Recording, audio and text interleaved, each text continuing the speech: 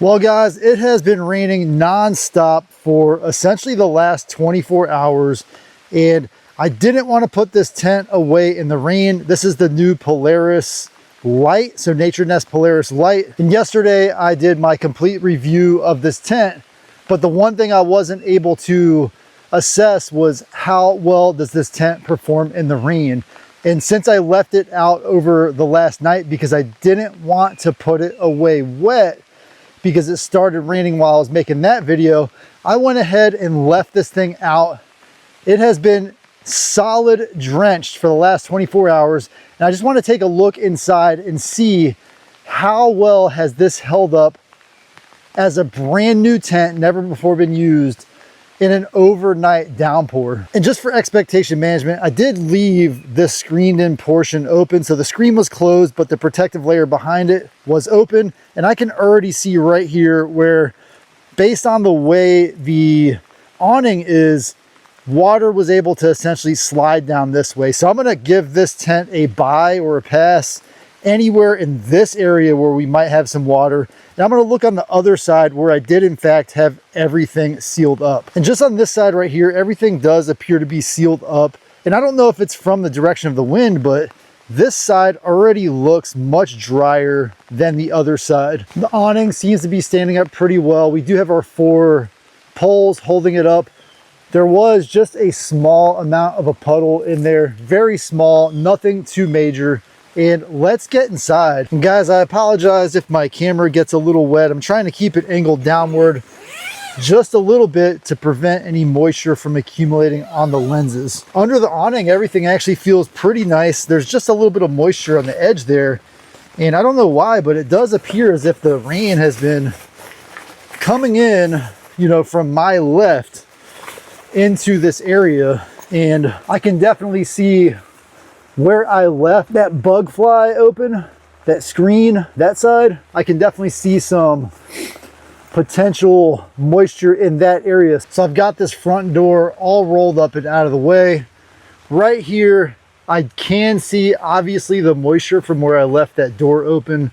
So that is not a result of the tent's failure, but really my failure to button all this up and keep everything protected. And if I had to focus in on something just to find something to complain about, it's not a huge deal breaker, but I'm standing right here. And in fact, the tent is very low right now because this tent would actually be up on a roof and it would already be above my head. So my issue is really a non-issue. But by the way that this fly accumulates water right by this back entrance, it's possible that you just drench yourself occasionally. It doesn't hold much more than about what you just saw there. So maybe about a quart of water. But when I first stepped into the vehicle, or when I first stepped into the tent, it did run down the back of my neck. And that cold water running down the back, you know, is definitely not comfortable out in these rainy conditions. And another consideration is I am, you know, probably bringing in some moisture of my own as I come into the tent. So let me go ahead and get this door closed up, trying to prevent as much of that moisture from coming in, leaking in from that spot there. And hopefully this is enough light, but luckily the tent has its own built-in lights. We're gonna get those going, and then we will be able to look and inspect. And so just an initial inspection, I honestly don't see any wet spots. Everything you see there is from my hands, from moving my camera around, getting in and testing the corners. I also ran my hand around the edge here, which sometimes moisture will come in along these seams. It'll accumulate on the edges. The mattress itself and all of the seams appear to be bone dry. This is a massive improvement over the prior NatureNest tent that I had, which was it was a serious clamshell tent, and right at the joint where the clamshell met up with the fabric, that is where during some rainy times I would get a little bit of ingress of moisture. This one appears to have completely solved that problem. I'm curious if this zipper, because I had blamed that on the zipper, but I'm curious if this zipper is under the fly and then that's causing the moisture to roll off of the fly, because on my prior one, the zipper for the fly and the main body of the tent were very close, and I felt like that's where that ingress occurred. But overall, I'm actually quite impressed with the state inside of this tent. I had left it open, first of all, because I wanted it to dry.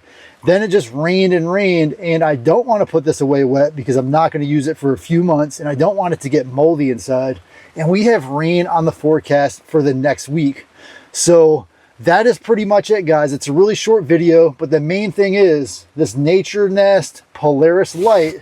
So 120 pounds, 3.9 inches thick. This thing definitely holds up to some pretty torrential rain.